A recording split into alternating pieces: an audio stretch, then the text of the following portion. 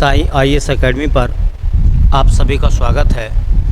बच्चों, ये है हमारे करंट अफेयर्स जो हम कराते हैं आपको, टॉप 10 करंट अफेयर्स 2024 के। ठीक है, पहला सवाल पढ़ते हैं और देखते हैं उसका जवाब क्या है। सवाल यह है कि विश्व की सबसे ऊंची वेधशाला कहाँ स्थापित की गई है?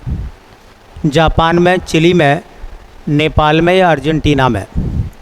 तो विश्व की सबसे ऊंची वेधशाला कहाँ पर बनाई गई है? 4 ऑप्शन है हमारे सामने। पहला ऑप्शन है बेटा जापान में, चिली में, नेपाल में, अर्जेंटीना में। तो ये बनाई गई है दुनिया की सबसे ऊंची वेधशाला चिली में। कहाँ बनाई गई है? चिली में। ठीक है, और इस वेधशाला का नाम है अटाकामा वेधशाला। क्या नाम है? अटाकामा वेधशाला। तो अटाकामा वेधशाला। पहला सवाल बनेगा यही कि किस देश में है। तो अटाकामा वेधशाला जिस देश में है, देश का नाम है बेटा चिली। चिली की जो राजधानी है वो आती है सैंटियागो। अगर कोई पूछता है चिली की कैपिटल क्या है बेटा, तो चिली की राजधानी है सैंटियागो। ये चिली की राजधानी है। अटाकामा वेधशाला चिली में है और याद रखें यह विश्व की सर्वाधिक ऊंचाई पर स्थित वेधशाला है। यह विश्व की सर्वाधिक ऊंचाई पर स्थित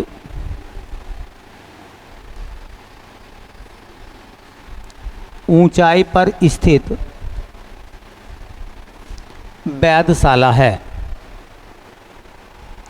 तो दुनिया की सर्वाधिक ऊंचाई पर स्थित वेधशाला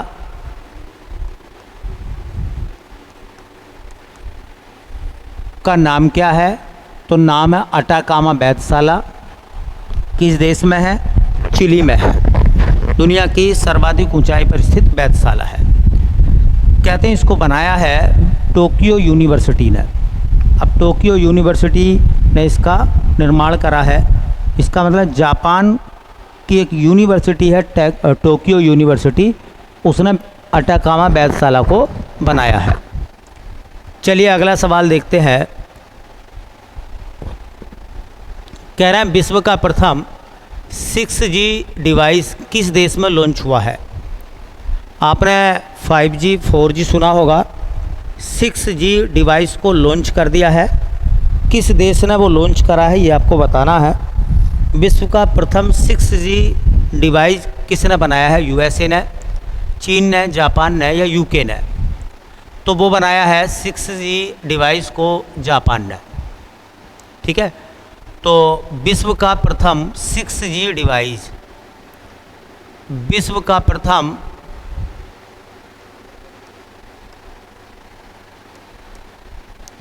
6G डिवाइस, ये डिवाइस 6G है और ये किसने बनाया है?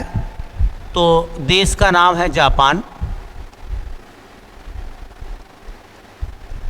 जापान ने बनाया है। ठीक है, किसने बनाया है? जापान ने। तो इसका सही आंसर हो जाएगा बेटा जापान। 2 बातें और बता देते हैं, कभी पूछ लेता पेपर में। ये जो जापान है, जापान की जो कैपिटल है उसका नाम है टोक्यो। और टोक्यो जापान के होन्शु द्वीप पर है। किस द्वीप पर है बेटा? होन्शु द्वीप पर जापान की राजधानी टोक्यो है। जापान की मुद्रा का नाम क्या है? तो जापान की करेंसी का नाम है बेटा येन। और 6G डिवाइस को किसने बनाया है? तो वो बनाया है जापान ने। ठीक है, उगते सूरज का देश कहते हैं जापान को। जापान को निप्पन कहा जाता है। क्या कहते हैं? निप्पन। चलिए अगला सवाल देखते हैं। Question number 3।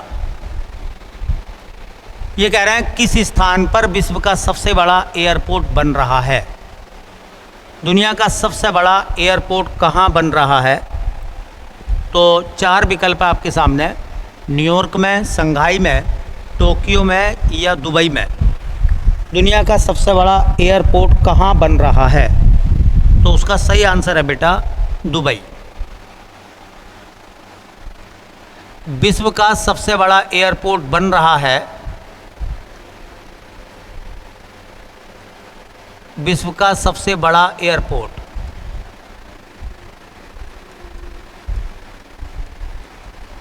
अभी बन रहा है कहाँ? जिस शहर में उसको बनाया जा रहा है तो उस शहर का नाम है दुबई। कहते हैं इस पर 5 बड़े रनवे बनाए जाएंगे, 5 बड़ी लंबी पट्टियाँ बनाई जाएंगी, 5 रनवे होंगे और बताया जा रहा है इसका जो नाम रखा जाएगा है ना, इसका नाम होगा अल मक्तूम इंटरनेशनल एयरपोर्ट। अल मक्तूम इंटरनेशनल एयरपोर्ट। याद रखें, दुनिया का सबसे बड़ा एयरपोर्ट कहाँ बन रहा है? तो दुबई में अल मक्तूम इंटरनेशनल एयरपोर्ट के नाम से। चलिए बेटा अगले क्वेश्चन की तरफ चलते हैं हम। तो अगला सवाल कुछ इस प्रकार है, अलीगढ़ मुस्लिम विश्वविद्यालय की पहली महिला कुलपति किसे बनाया गया है? ये उत्तर प्रदेश के संबंध में है। अलीगढ़ मुस्लिम यूनिवर्सिटी है, उसका पहला कुलपति जिस महिला को बनाया गया उनका नाम क्या है? नगमा खातून, नईमा खातून, मिर्ज़ा खातून, रेशमा खातून। तो उनका सही नाम है बेटा नईमा खातून। नईमा खातून। देखिए हुआ क्या था अलीगढ़ मुस्लिम यूनिवर्सिटी के बारे में। अलीगढ़ मुस्लिम विश्वविद्यालय, शॉर्टकट में हम लोग इसको AMU कह देते हैं, अलीगढ़ मुस्लिम यूनिवर्सिटी। आपको पता होगा कि देखिए 1875 में क्या हुआ, एक स्कूल बना जिसका नाम था Mohammedan Anglo oriental college. Mohammedan Anglo oriental college 1875 में बना था और इसके संस्थापक थे, नाम सुना होगा आपने, सर सैयद अहमद खां। सर सैयद अहमद खां।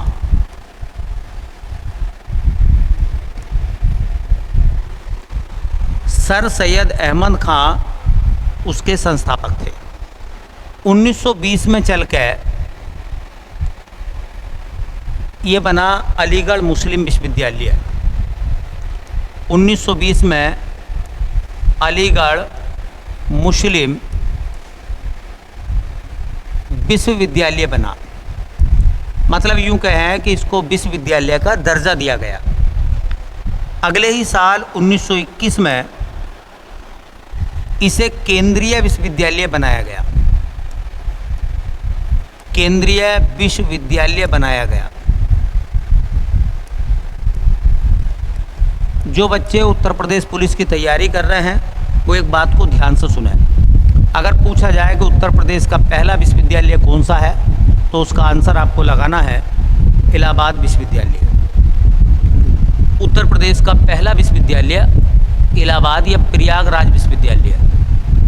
और अगर सवाल आ जाए उत्तर प्रदेश का पहला केंद्रीय विश्वविद्यालय जो सबसे पहले सेंट्रल गवर्नमेंट के अंडर में आया था वो है बनारस हिंदू विश्वविद्यालय। बनारस हिंदू विश्वविद्यालय। अगर सवाल ये पूछा जाएगा कि उत्तर प्रदेश का प्रथम केंद्रीय विश्वविद्यालय कौन सा था तो बनारस हिंदू विश्वविद्यालय, अगर केंद्रीय शब्द होगा तो। और पूछा जाएगा उत्तर प्रदेश का पहला विश्वविद्यालय, तो लगाएंगे प्रयागराज विश्वविद्यालय। दोनों में फेर है, देख लेना, सवाल दोनों से आते हैं। पहली बार क्या हुआ है, देखिए जो नईमा खातून है उनको अलीगढ़ मुस्लिम विश्वविद्यालय का कुलपति बनाया गया है। तो इसकी प्रथम महिला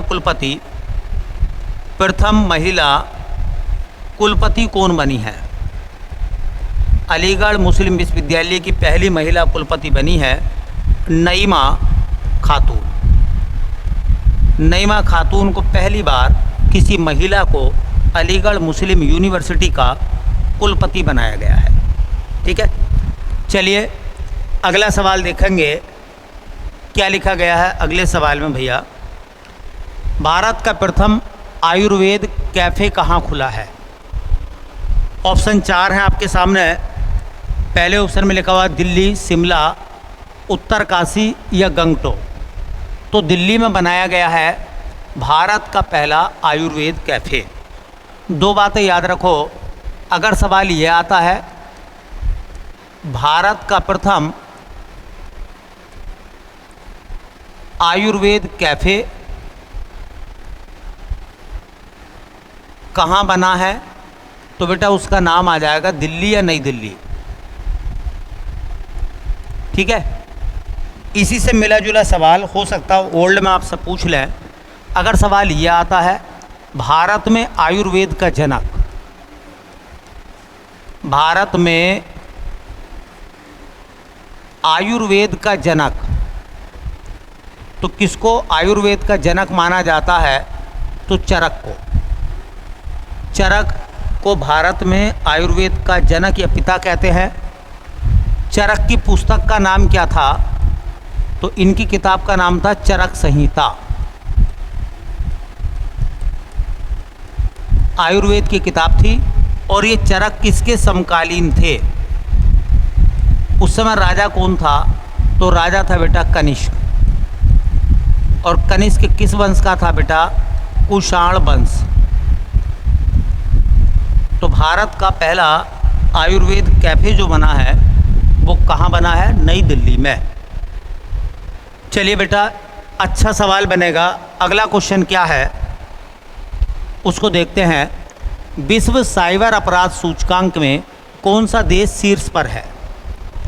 विश्व साइबर अपराध, साइबर क्राइम के मामले में कौन सा देश शीर्ष पर है? इम्पोर्टेंट सवाल है ये। क्वेश्चन इम्पोर्टेंट है, पेपर में आ सकता है, यूपी पुलिस में तो आ सकता है, क्योंकि यूपी पुलिस में क्राइम मतलब साइबर क्राइम एक टॉपिक भी है, तो ऐसा सवाल आ सकता है। तो देखिए, साइबर अपराध के मामले में जो पहला देश है वो रसिया है। ठीक है, तो साइबर अपराध सूचकांक, विश्व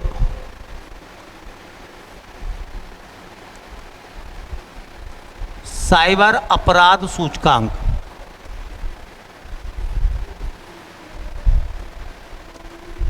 इस मामले में बताया जाता पहला स्थान रूस का है, दूसरे में यूक्रेन है, तीसरे में चाइना है, और अगर भारत की स्थिति को देखें तो 10वां नंबर भारत का है। किस मामले में? साइबर अपराध के मामले में। तो इम्पोर्टेंट क्वेश्चन हो सकता है आपके लिए, पेपर में सवाल पूछा जा सकता है। इम्पोर्टेंट क्वेश्चन एक, विश्व साइबर अपराध सूचकांक में कौन सा देश शीर्ष पर है? तो रसिया, और भारत का नंबर है 10। अगला सवाल शुरू करते हैं बेटा। कह रहे हैं कौन सा देश मेनिंजाइटिस के विरुद्ध एक नई मैन 5CV वैक्सीन बनाने वाला विश्व का पहला देश बन गया है? ये भी सवाल बहुत इम्पोर्टेंट है, पेपर में आने लायक है। ये सवाल भी बहुत इम्पोर्टेंट है ये सवाल भी बेटा, नोट कर लें। कौन सा देश मेनिंजाइटिस के विरुद्ध एक नई मैन 5CV वैक्सीन बनाने वाला देश बन गया है? नाइजीरिया, माली, घाना या अल्जीरिया? तो नाइजीरिया बना है, नाइजीरिया बना है। पहला देश कौन सा बना है? नाइजीरिया। ठीक है, देखिए 2-3 सवाल इम्पोर्टेंट बनेंगे। हाँ, मैन 5CV वैक्सीन बनाने वाला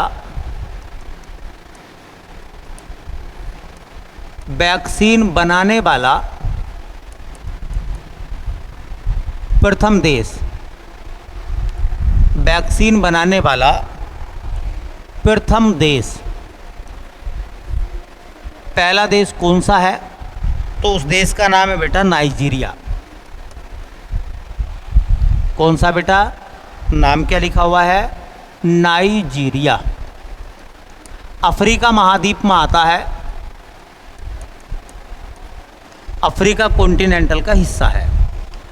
अब सवाल क्या है, ये जो वैक्सीन है, इस वैक्सीन का काम क्या है? ये वैक्सीन क्या करेगी? तो मेनिंजाइटिस की रोकथाम करेगी। मेनिंजाइटिस क्या है? दिमागी सूजन है। क्या है? दिमाग में मेनिंजेसिस एक झिल्ली होती है, उसमें सूजन आ जाती है, उसको मेनिंजाइटिस कहते हैं। तो इसका काम क्या है? मेनिंजाइटिस के को रोकना, मेनिंजाइटिस को रोकना। वैक्सीन बीमारी को बनने से पहले ही कवर कर लेती हैं कि वो बीमारी ना हो। ठीक है, चलिए एक अच्छा सवाल है, मेनिंजाइटिस को समाप्त करने का लक्ष्य क्या है? दुनिया में WHO ने क्या माना है कि मेनिंजाइटिस को समाप्त करने का लक्ष्य है? मेनिंजाइटिस को समाप्त करने का जो लक्ष्य रखा है वो रखा बेटा 2030। दुनिया से मेनिंजाइटिस को ख़त्म करने का लक्ष्य रखा है 2030। तो MEN5CB वैक्सीन है, वो नाइजीरिया ने बनाई है सबसे पहले, और वो मेनिंजाइटिस बीमारी को रोकेगी। ठीक है, और दुनिया से मेनिंजाइटिस को ख़त्म करने का टारगेट है 2030। किस शहर की तिरंगा बर्फ़ी को GI टैग दिया गया है? तो कौन सा शहर है जिसकी तिरंगा बर्फ़ी को GI टैग दिया गया है? मेरठ, वाराणसी, गोरखपुर और आगरा। तो मेरठ की एक बर्फ़ी है तिरंगा बर्फ़ी, है ना? तो तिरंगा बर्फ़ी कहाँ की है बेटा? तिरंगा बर्फ़ी कहाँ की है? तो वाराणसी की है। उसको GI टैग मिला है, GI टैग मिला है। थोड़ा सा ध्यान रखें, 3 रंग हैं इसमें, और ये 3 रंग के बारे में थोड़ा सा ध्यान रखना, कभी सवाल कॉम्प्लिकेटेड हो जाता है। इसमें केसरिया रंग किससा आता है? इसके अंदर एक रंग होता केसरिया रंग। केसरिया रंग आता केसर से, केसर से केसरिया रंग। दूसरा देखिए जो हरा रंग है वो पिस्ता से, हरा रंग आता है पिस्ता से। और इम्पोर्टेंट बात है कि जो सफ़ेद रंग होता है, हमारे तिरंगे में भी यही कलर हैं। सफ़ेद रंग कहाँ से आता है? तो वो डाला जाता है उसमें खोया व काजू, खोया व काजू से सफ़ेद रंग आता है। इन 3 रंगों को मिलाकर केसरिया, हरा और सफ़ेद, यही हमारे तिरंगे में है, मिला के तिरंगा बर्फ़ी बनती है, और वो तिरंगा बर्फ़ी बनारस की फेमस है। अब सवाल ये है कि ये तिरंगा बर्फ़ी जो है, ये संकेत के रूप में इस्तेमाल की गई क्रांतिकारियों द्वारा भारत छोड़ो आंदोलन में। ठीक है, तो 1942 में जो भारत छोड़ो आंदोलन हुआ था, भारत छोड़ो आंदोलन में, भारत छोड़ो आंदोलन में प्रतीक के रूप में क्रांतिकारियों ने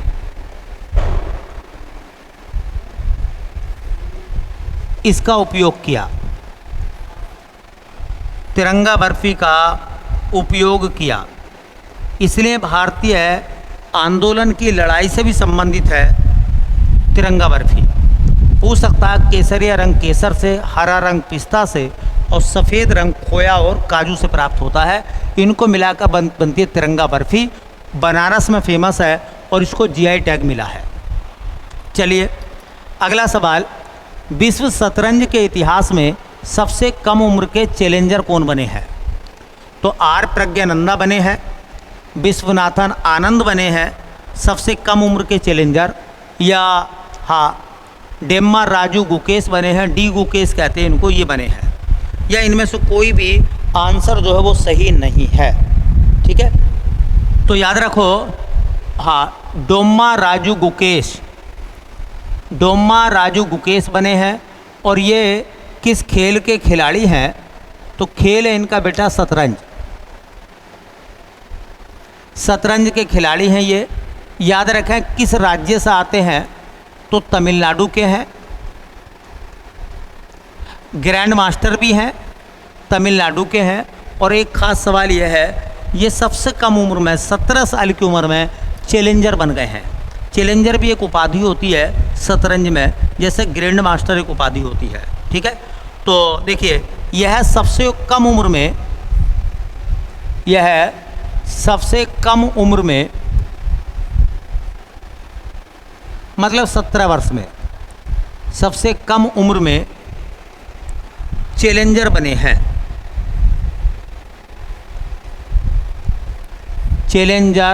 हैं।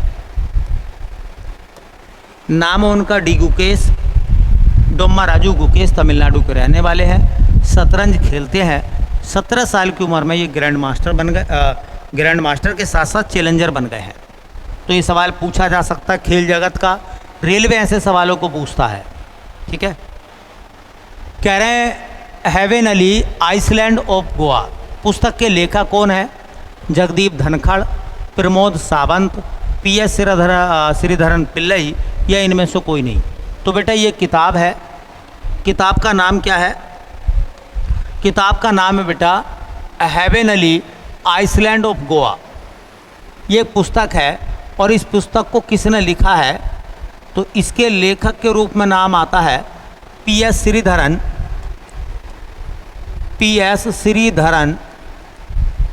पिल्लई। और ये पीएस श्रीधरन पिल्लई कौन है ये? तो ये गोवा के राज्यपाल हैं, गोवा के राज्यपाल।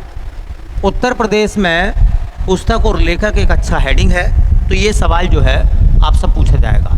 तो बेटा इस तरह से ये हमारे हो गए 10 पूरे क्वेश्चन, बहुत इंपॉर्टेंट सवाल हैं पुलिस में, एसएससी में, है ना, और रेलवे में, उत्तराखंड के एग्ज़ामों में ये सवाल आपको देखने के लिए मिलेंगे। ठीक है, चलते हैं बेटा नेक्स्ट क्लास में, तब तक के लिए आप सभी का बहुत बहुत धन्यवाद।